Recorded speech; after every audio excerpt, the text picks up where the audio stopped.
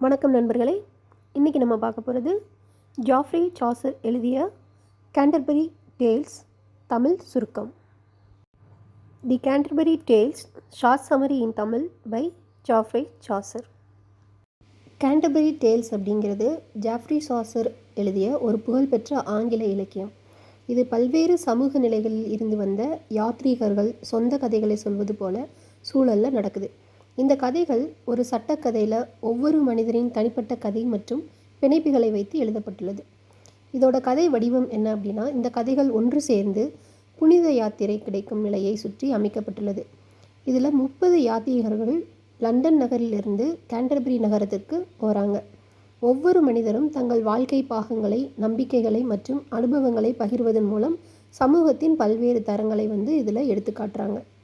கதையோட சுருக்கம் சொல்லணும் அப்படின்னா, சட்டக்கதை, யாத்திரை மற்றும் மேலை நிலையை அடிப்படையாக கொண்டு ஒவ்வொருவர் கதையிலும் தனித்துவமான பாத்திரங்கள், அவர்களின் பழக்க வழக்கங்கள் மற்றும் சில நெறிமுறைகளை இதில் வெளிப்படுத்துகிறாங்க.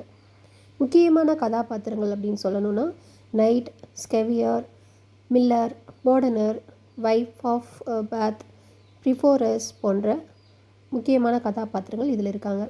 ஒவ்வொரு கதையும் ஒரு தனிப்பட்ட வாழ்க்கை, நியாயம் மற்றும் நகைச்சுவை கலந்து அமைக்கப்பட்டிருக்கு. சமூக பிரிவுகள் மற்றும் இவர்களின் வாழ்க்கை பாங்கு மற்றும் குடும்ப பழக்கங்களை கதைகள் மூலம் அறிய முடியும். இலக்கிய பெருமைகள் பற்றி சொல்லணும் அப்படின்னா, சமூக கலாச்சாரம், மனிதநேயம், வாழ்க்கை என்று பல முகங்களில் கதைகள் வெளிப்படுத்தப்படுகிறது. 14ஆம் நூற்றாண்டு ஆங்கில இலக்கியத்தில் மிகவும் முக்கியமான படைப்பாக இது கருதப்படுகிறது. கேண்டர்பரி டேல்ஸ் குறித்த மேலும் விரிவான விளக்கத்திற்கு யூடியூபில் உள்ள பல வீடியோக்களை நீங்கள் பார்க்கலாம். நன்றி. இந்த கதை சுருக்கம் உங்களுக்கு பயனுள்ளதாக இருந்திருந்தால் கண்டிப்பாக சப்ஸ்கிரைப் பண்ண மறக்காதீங்க.